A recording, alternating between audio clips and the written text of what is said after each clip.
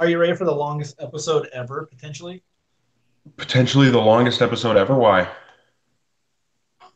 Whoa, you got the little guy. I do. My wife went out. She took my daughter to go do something, and she's like, "Do you want me to take the baby?" And I was like, "Oh no, he can hang with me." And I was like, "Oh yeah, I have the podcast." Oh, and he's grumpy. Archer is a grumpy little child right now. Is he? Oh yeah. So we'll see how this goes. I might have to get up at some point to see if he can go in his crib. It's not very far, but just letting you know. I think we all know that I'm enough of a blowhard to just keep talking. Well, I would probably aim for that kind of moment when you're talking, just to be like, What? You're like, oh, Eric's gonna go on a crazy rant here. I feel like it's okay that the baby's on because he's named Archer, though. So for anybody out there, it's like, hey, why is the baby on here? He's got the name. He's a Yeah, he's a 100%. He totally gets a lifetime pass. So no yeah. question. Uh, so I actually just did a different podcast that ended like I got off of it less than 20 minutes ago. Oh yeah, what was that all about? It was actually a YouTube channel called Draw and Talk, and it's a guy who both writes and draws comics, like, his own independent comics himself and with other people. Tyler Carpenter. He's a really cool guy. He's super supportive of basically everybody he comes in contact with, and he has this YouTube channel to give. Not only does he use it as a platform for himself to talk about, things that he thinks are important to building the comic creator community, but he also uses it to constantly bring on guests, basically anybody that wants to be on his show and promote like their independent comics and whatever they're working on. He's super into it, and he had me on as a guest a really long time ago when we talked, because I've done some comic stuff here and there, and then I've been working on drawing lately, and so the episode that we did tonight was, yeah, it was just people hanging out, talking about comics and stuff, and we all drew Deadpool. So are you working on your art because you're gonna write and draw a comic, or just like you just want to work on your art?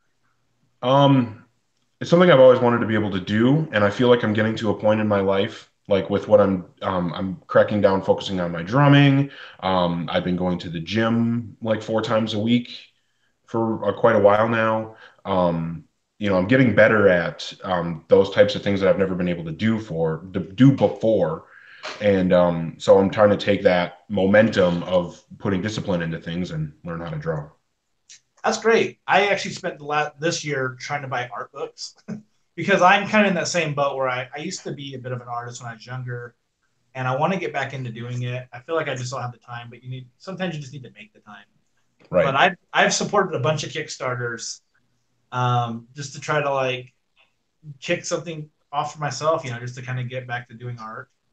I backed Bart Sears' art book that he had. I backed the one that Andy Smith was working on too. I booked a whole bunch of them, and I've got like a shelf of just like a dozen or so art books, just things to try to get me learning it a little bit better. But I'm not great. So Yeah, are you? I I mean, I know that you were writing like comics. Are you still trying to do that too? yeah, it's really difficult to do, and yeah, it's difficult to write on your own, and it's difficult to take a script that you've written and get it produced into a comic.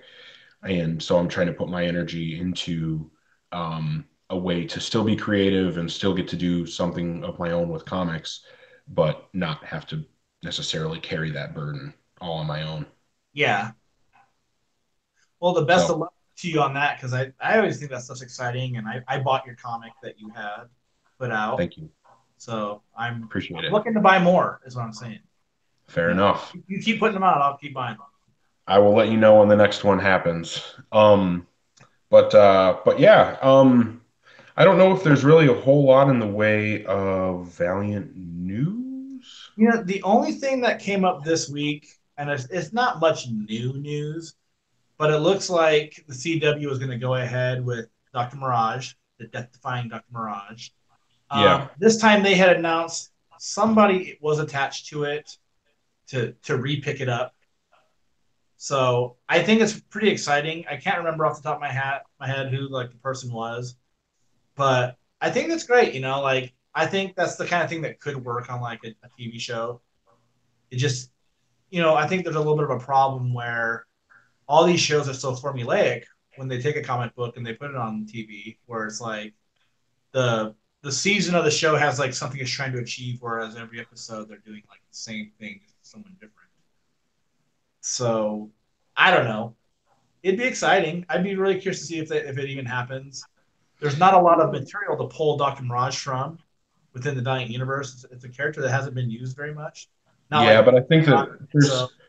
it's a rich enough concept that I think you could come up with a lot of really good ideas. You know what I mean? Like I agree with the that. the idea of a supernatural detective reality TV show star whose husband is a ghost. I mean that is absolute like story gold. You know what I mean? Like there's so many potential stories there, I think, and especially if you bring it into a TV type environment, yeah, I think that there's a lot that can be done with that. And I think it could be a really good show. It's not like the character I would pick to do, I would rather see a Quantum and Woody TV show than a Dr. Mirage TV show, but I'll take it. Yeah, that's kind of how I am too. And then like sitting there thinking about it, it's just like I don't know what kind of characters they would pull in for it because Dr. Mirage doesn't really mingle with everybody in the Valiant universe. She maybe like Punk Mambo and Shadow Man, and, occasionally Ninjak. But to me, it seems like it'd be the kind of thing where you probably wouldn't see a whole lot of the larger Valiant universe in there. Yeah, But maybe but it, Shadow Man. yeah, but it could be really cool if it happens. I know I'd watch it. I've been a fan of the two miniseries that we got of Dr. Mirage. I thought she's been cool when she's popped up. She's cool right now in the Faith miniseries that's going on. She was great in the Coalition storyline in Ninja K. I'm totally a person that's like, if you were to put out another Dr. Mirage book, I'd be pretty excited for it just because I do like the character.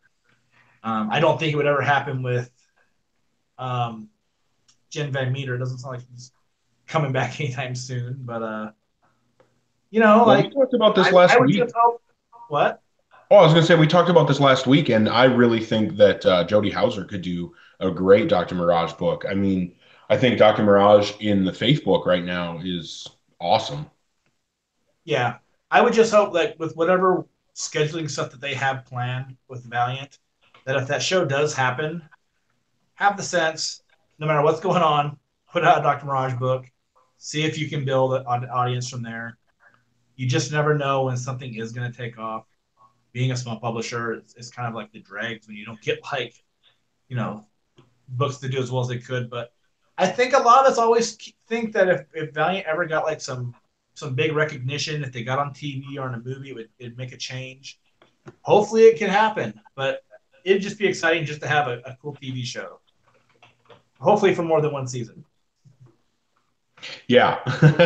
Hopefully more than like a pilot, Yeah, which would be a huge bummer. yeah, Um, the the other thing that was not quite released but teased was that image that Valiant shared, that Valiant classified. Um, yeah. So you and we both agree it's going to be Rye. right. I think it's extremely likely that it's going to be Rye. I think it would be very difficult for it to be anything else. I think we're going to get Lula as the new Spylock, Yep, and I am so ready for that. That's like the thing I'm most excited about for more Rye.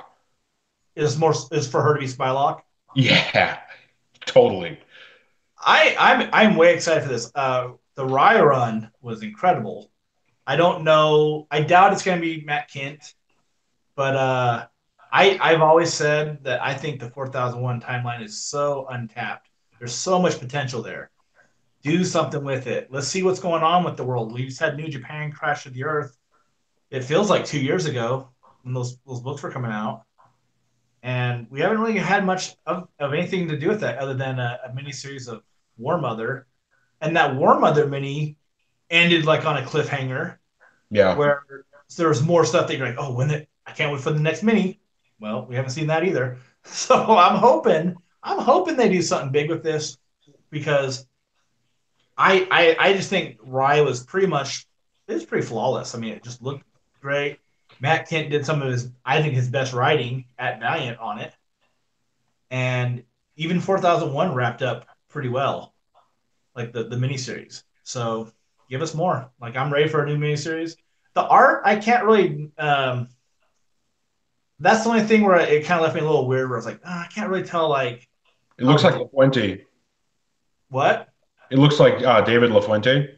Yeah, but I'm hoping it's not. That's what it is. I'm like 90% sure. Ah, well, we'll see. We'll see what we get out of it. And I mean, his art grew on me like the more of his issues of Archer and Armstrong I saw. But I would hope for something else. That's just me personally. Yeah. Hoosier is in the live chat saying Crane killed it in that series. And my response is he absolutely did. I mean, there's no question about that. But what I really want, I would love to get a Rye book by Kafu. Oh yeah, When you know he he did those Rye issues during the 4001 AD event, oh, that was so good. yeah just today I was looking through some books, came across the one that has like the cover with a Bodo on it with the temple behind him. He was just such a badass character. He was so awesome. And Yeah, dude. We needed a Bodo book. they should do a miniseries of him. I know sometimes people get don't like stories where like You know the character's going to die. yeah, I mean like people right now have a kind of a gripe about Rising Spirit because they don't feel like anything new can happen within the pages, which we don't know. You don't know exactly what the history is. You can still tell something, make it compelling, make it interesting. Obodo is such a gnarly badass. He's so rad that if they were like, "Hey, we're gonna do like a Bodo Rising Spirit," I will sign up right now. I'll buy all those variants. I don't give a shit. Yeah. Also, give me Rebo Rising Spirit too while you're at it because he was such a great character. Bring him back from the dead somehow, please. I would. Yeah, that character you want brought back from the dead? I did. Nah, I don't. I see. I didn't. Yes, he's a cool character, but I don't know. Maybe I need to go back and reread Armor Hunters. I only ever read it that once, way back when. I actually thought today of how they could bring him back in a way that I would be okay with it. So like, check it out. Incursions happening. Okay, it's like the space dead side. Okay, something's gonna happen where they find a Rebo spirit, and they've still got his body somewhere, obviously, because that's what worked. They didn't have his body on ice somewhere, and some mumbo jumbo happens at the end of incursion, and his spirit goes back into his body. Rebo's back. He restarts the Armor Hunters. Perfect storyline pitch. Pay me in gold books, Valiant. All right. But no, Oh, seriously, I just like the character so much, and to me, it's like you need good villains in the Valiant universe. Rebo is awesome. I just really like the character a lot. I wish they would not have killed him. I know I've said it like 100 times on this podcast. so Hoosier just said that Ken Lashley is off Bloodshot. Well, we'll see how that goes. I mean, like what's crazy is I've seen sketches he's done lately. Like people in other great groups have been showing off some of his art. His art's rad, but it doesn't look like what you see in Rising Spirit, and it seems like that's more Ryan Wynn doing the art, I think. But I don't know. The thing is, if he can't do the book, you got to have someone there to do it. And Bloodshot's the kind of book that it's a big enough profile book for Valiant. They have to keep it going somehow. If it means no Lashley, it's a bummer. But at the same time, it doesn't look like he was doing all the art anyway. Yeah. No, yeah, you can definitely tell that with some of the pages that, yeah, and I mean it even says in there that he didn't do all of the lines even, you know. Um, so yeah, I mean I think he's a really good artist, so I'm totally like interested in having him do Bloodshot. But at the same time, I know that there are a lot of other artists who've done really badass Bloodshot stuff. So as long as whoever they bring in keeps that kind of feel and makes it badass, I'm 100% on board. Hell That's yeah. that's where I'm at. So I don't think it has to be Lashley. I just like him as an artist. I do too, and it's just kind of a bummer that like that first issue was. I think he just only really did layouts on it. But the thing is, Yeah. like for people who are like, "Oh, I'm down on his art," or "I don't like how it looks," you should actually look at like what his full like penciled inked work looks like. He's a really good artist. He's got some talent, and he's a bit more superhero-ish, but he can draw. Like if you got like if, I don't know if it's a timing issue where he just doesn't have the time to do the pages fully or what, but if he did, his art looks incredible. I think I really like his style. Yeah. I also really like his style. Um, so Hoosier is saying that number four is going to be Harvey Tolibao, and I know that he's done some covers, but I guess, and I'm looking on Google right now and I'm not seeing anything, so I just need a link. I see what I believe is, yeah, Tolibao did this Bloodshot cover. I don't know how well you can see that, I can see it fairly good. but yeah, so that Bloodshot cover he did, which is a cool cover, but yeah, I guess I didn't see anything. William's saying he thinks Ryan's a better inker than penciler. I don't know. I have no idea. I mean, the fact that, Lashley is credited with some of the art and Wynn is credited with some of the art, I don't think that that Bloodshot Rising Spirit issue is, you can't really judge either of them because you don't know who did what, you know? Yeah, I think with the way it looks like the same person mostly the whole time. Some there's a couple times where it looks a little bit more detailed, but I think for the most part, I mean, it's an all right looking issue. I mean, it's not like anything like breathtaking, but there's definitely some cool pages there. There's definitely some cool looking stuff. Yeah. Um, and I think Ryan Wynn's a pretty decent artist. Yeah. I think he's just more of an inker. I mean, it's probably more of what he does, but he's still pretty good. Yeah, what I'm saying is I don't know what his pencils look like because the only thing that I know for sure that I've read that he's done is a lot of, Valiant stuff that he's inked. So Yeah, other than that, I'm not familiar enough with his pencils to say whether I like him as a pencil. I don't know. But he does seem to be a good inker. So it's not like there's anything, you yeah. know. I'm a fan of Ryan Wynn, so if it gets him more work at Valiant, I'm cool with Yeah, that. whether he's doing pencils or inks, yeah, I'm definitely going to read it. I mean, we already know for sure that he's a great inker. I mean, Oh we've already yeah, seen that. I think that um, I think he was one of the. I don't know. Never mind. I like what his contribution was to the Divinity stuff because I'm not that huge of a fan of Trevor Harrison, and I think that the way that Ryan inked it made it made me like it more because Harrison did some other stuff that was inked by I don't remember who, but that inker highlighted the things about Trevor's art that I'm not a big fan of, whereas I think Ryan highlights things about the parts of Trevor's art that I like. So it's just obviously it's all subjective, but anyway. Um, so yeah, I mean, not a whole lot of crazy stuff. It seems like we're going to be getting more Rye. It's a bummer if Lashley's off Bloodshot, but again, as long as the title's got a decent artist on it, I think I'm going to read it. I'm going to enjoy it. yeah. I'm really curious to see like what New Valiant does with a full year ahead of them. Putting out some titles, doing their thing completely for a whole year. I think this could be a really like make or break year though with them. So I hope they've got some cool stuff planned. I don't doubt that they don't or anything like that. It's just I do want to see like a return of some of these classic characters. Rye is a step in the right direction. I agree, but at the same time, I don't want to be like, oh, they're not putting out their tentpole characters because obviously there's an Exo Manowar book ongoing right now that Yeah. has no ending announced. There's a Bloodshot book going on right now. We're about to get an Eternal Warrior book. Ninjak's book is just wrapping up. I mean, Oh yeah. I know I I think know that we're that. I know getting what you're those. talking about. And we both would agree, I would assume, that we if something's good, regardless of whether it's one of the classic 90s characters or if it's something a little bit newer, as long as it's a good book, I mean that is a little bit that's pretty important. I mean, Yeah, sure, we've talked about it a lot. yeah.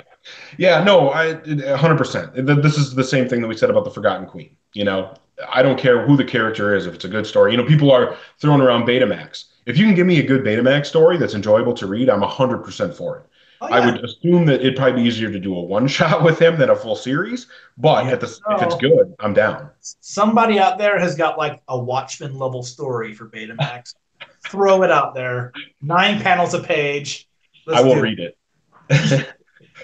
Well, I don't know if I want the grid, but oh man. But yeah, so I mean, the other thing to talk about is Ninja K number 14. This is the end of the series.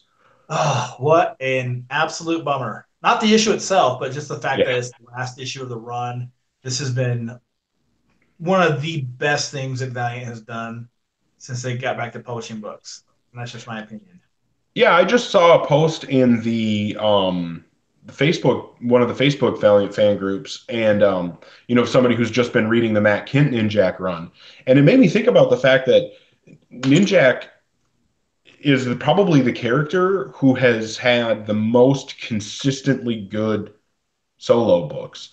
Like Exo Manowar has had so many. I mean, maybe Exo is there, but I didn't really like the first year of Kent's run all that much. It's not bad, but it wasn't for me.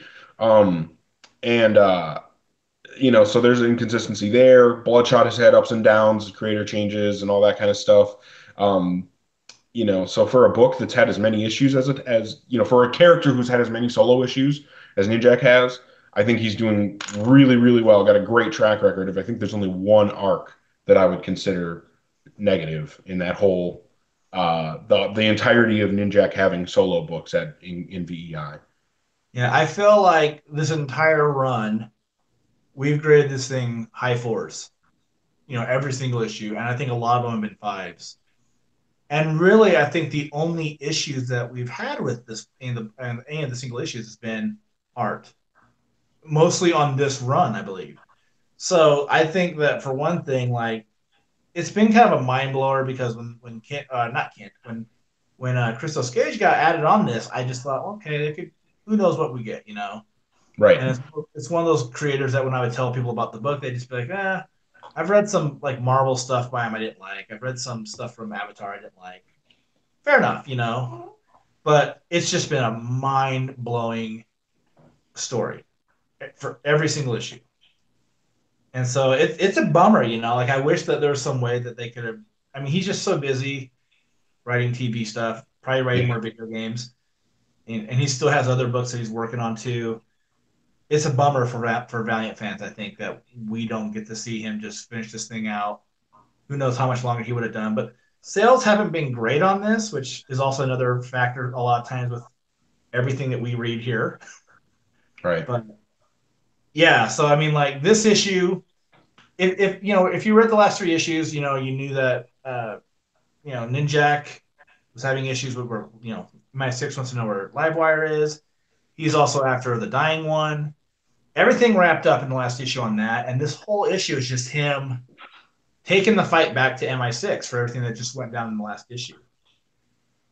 And I thought this was just a really great issue, man. I mean, like I really feel like they went out on top. Like a lot of times, you worry about the buildup, you worry about where a story's going or how they're going to tie things up. And I think like the story here, they tied it up in such a great way that I think that the next writer who comes on will have some like big shoes to fill, obviously, but I think they're also in a fun place with the character where they can do something a little bit different with him. Oh, 100%. One of the things that I was thinking too is that oh my God, I'm losing my train of thought.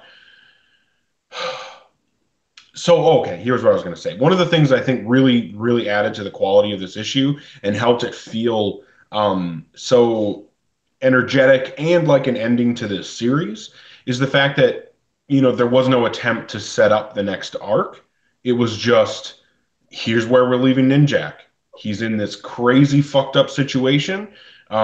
His status quo is completely different than where it was when this run started, which is exciting to. That's one of the things that I always talk up about Valiant is the fact that it's not like if you ever watch like early Family Guy, they had an episode where they like it was the apocalypse, it was like nuclear winter, all this crazy stuff. And at the end of the episode, they kind of made a joke about how like It's going to be really hard to, they may just made a joke about the fact that the next episode was going to start like nothing happened. Yeah, Right. So like no matter what crazy shit happens, like there are a lot of TV shows, there are a lot of comics like that. Like you get that with Batman. No matter what happens in a Joker story that's this huge epic, all everything's on the line, nothing's really gonna change. The character dies and they come right back. Nothing actually changes in the long run. Whereas here at Valiant, I mean, we get this amazing 14 issue run that explores who Ninjak is, where he's at as a character, and then by the end of it, it's completely redefined him. It's done um sort of this did for Ninjak what the Valiant did for Bloodshot, I think. I would agree with that. Yeah, and like that's the thing, like it's not left with one of those like I think like the ending to Bloodshot Salvation is kind of weak. It's just like him driving off and he's gonna go be Ray the Family Guy. Yeah. And here it's like who knows what the hell's going on, man. Like Ninjak is like public enemy number one. He's officially quit MI6. And I mean they do tease something at the very end. There's a little teaser for what's probably gonna be the next Ninjak story, but whether that's gonna be an ongoing, whether that's just gonna be a mini or an event, we don't know. But I think like this, I mean, I a lot of times they'll do like a last issue where it's like some loose end they got to tie up, and it's like okay, he beat that bad guy, and now Colin's going back to his family castle, or he's gonna go bone live wire, And here I just thought like they kind of like let the chips fall where they may, and he's in a like just in a really interesting situation, like he's put in a position where he's got a lot of enemies now, and it's not people that normally are his enemy. So and one thing I do want to say about this real quick before I forget is I've been really hard on the art. And I thought that here it wasn't so murky. And I don't know if it's just been that's been one of those things that people have complained about, like with all the issues from Roberto De La Torre. But I did not mind his art on this issue. It There just wasn't those panels where everything's super black with some other black dark color on it, with another really dark color on it. Like I could tell what was happening in all the panels. So I was pretty happy with it. It For wasn't me, great, but like I mean, it yeah. was like good. It was serviceable. See, for me, like we had Tomas Girello on this book, you know. I mean, we had wasn't it Reap on the last arc?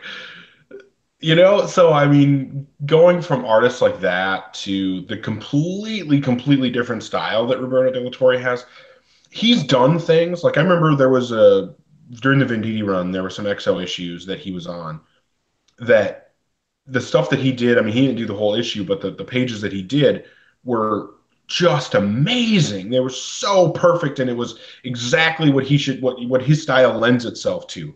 But you put him on a book like Ninjak, and I just don't think that the tone is there. Now, what I will say, the most positive thing about Roberto De La Torre's style and how it fits with Ninjak is that he does have a really kinetic style. It feels like there's motion on the page. Like you can really, feel the characters moving. They don't feel like they're standing still. And I think, and that is definitely a necessity in a Ninjak book. So obviously, it's not like he's missing all the marks. So he is obviously a very talented, good artist. And does a good job. It's just not a style that I'm a huge fan of in general, and it's also not a style that I think fits well with the tone of this book. Having said all that, I do think that this was one of the better issues of. I think that the first issue of this arc and this last issue were my favorites in terms of the art. Yeah, as far as art goes, I would agree with that too. Like this was like as good as issue 11.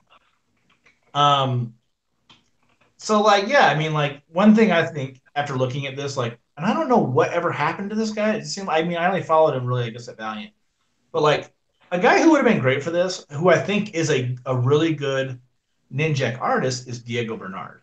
Diego Yes. Bernard's style works so well. He does the action stuff really well. His art is clear enough that you can see everything. I'm trying to think who normally colors him at Valiant, but I mean, like the issues that he's done have just looked great. Siege at King's Castle, which is a really great Yeah. Ninjak storyline under Kent's run, he penciled that. Awesome, great action. His art's cool. It would have been cool to see someone like that on a book like this as opposed to De La Torre. But I mean, hey, again, I don't hate this issue's art at all. You know, I think the last issue, issue 13, was really the issue that for me, I was just like, Yeah. I get it. You know, like it's just too dark at points. You can't really see what's going on. I felt like both 12 and 13 were rough because most of that, though, but most of both of those issues were set underground in this like A dark place. exactly. So like when you have an artist who uses heavy blacks and then you tell him to draw action scenes that take place in this dark dungeon 40 feet or 40 stories underground or whatever it is, like yeah, it's going to end up coming out really dark, you know. And so that's just what happened and but I totally agree with Diego Bernard. I really like him. But again, I do think that this was obviously the writing on this entire all the 14 issues have been absolutely phenomenal. You know, art has gotten mixed reviews from us from depending on the arc and the issue, but I think that when you look at this, to me, one of the things I love most about this whole run is, like I said, it does for Ninjak what the Valiant did for Bloodshot, and and it does more than that. I mean, that's what this last arc did for Ninjak, I guess, was what the Valiant did for Bloodshot. But this run as a whole has really added to the Ninjak mythos in the same way that Bloodshot Reborn did. You know that it's taking the character, digging into him, and expanding on the things that make him interesting, and fleshing it out further, and kind of putting a more of a cast around him. Um, and again, the fact that you know the change of status quo is exciting to me. For me, I think that I'm going to go with a 4.25 on this issue. I think it's really strong. I think it's really good. I really wish it wasn't ending, and I'm really curious to see what Killers is. Yeah, so that's exactly what my score is because I would give the writing a 5 on this. I thought it just wraps everything up great. The art, I would give about a 3.5 too. So, but yeah, I'm curious about Killers. It sounds like it's gonna bring in some more of the ninjas, which is great. I think that's been one of the really cool things about Christos Gage's run is that he has done so much heavy work setting up like what the whole history of like the ninja program has been Yeah. within 6. Whereas like Kent, he did great works, dealing with like the present day of Ninjak and like the mystical adventures that he was getting into because it all played so much into like the dead side and Master Dark and all this stuff. They're both runs are so different from one another. It's great. I feel like they have their own room to breathe because they are so different from one another. But I've felt like this for a long time that this has been one of the best things that Valiant's done. I Yeah. think this wraps up in such a great way that probably next year you're going to get a hardcover of this, a deluxe, and it's going to read great from one end to the other. It's going to be one of the better deluxe editions, and in a lot of ways it'll remind me a lot of like Wrath of the Eternal Warrior, where I was yeah, thinking the same thing. yeah, it's only 14 issues, but holy shit, like what a great set of like 14 issues, like so sad to see this one go. Really sad to see this one go. Yeah. 100% with you. There's so much that Oh, here was going to be two things I wanted to say. One is I wanted to get back to something that Hoosier had said a little bit ago in the live chat, which is that Christos is still writing other books. He's doing Spider-Verse stuff, Crossed.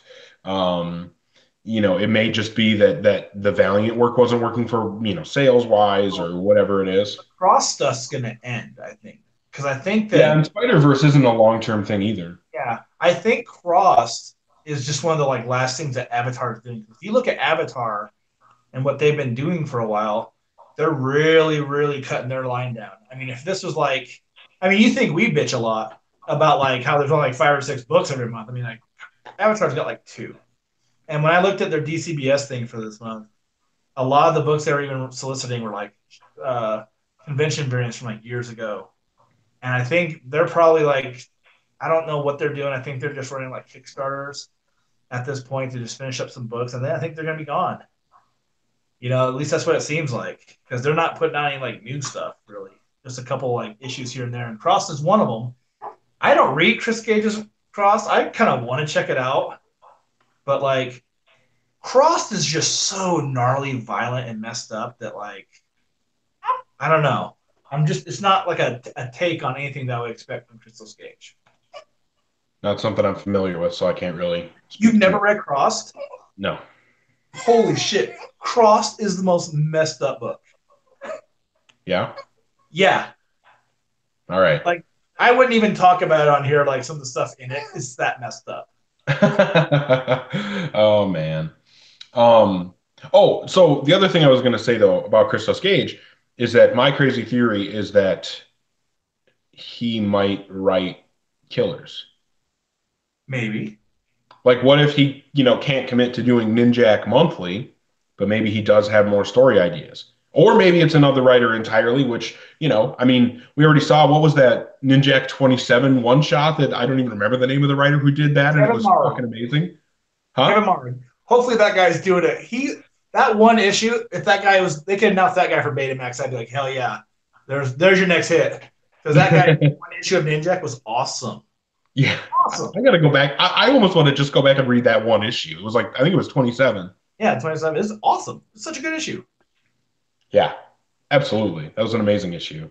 Hey, Um, one thing I thought that was kind of neat about this issue, and this isn't even like a Valiant thing, but I thought it was cool that like Valiant gave a shout out to the passing of Stan Lee at the very back of it. yeah, yeah, they did. What was that from? Was that from the Valiant? I believe so. I believe it's Paulo Rivera's art. Yeah, they looked like Paulo Rivera. Um, but I yeah, think so that was a he, cool touch, because I mean, obviously Stan hasn't done anything with Valiant, but like the industry recognizes him as like a big deal. Like, he's a big deal to a lot of people, and I'm sure a lot of people who worked for Valiant were inspired by Stan or whatever. But it was cool nonetheless. yeah, I totally agree. Honestly, like I'm not a huge Stan Lee fan myself. I think he's created some cool characters, but I think more cool stuff has been done with them since he left them than he ever did with them. But I would agree with that. Yeah, And I think that a lot of what made a lot of his stuff good was that he was working with the best artists in the business at the time. So his books always stood head and shoulders above everybody else.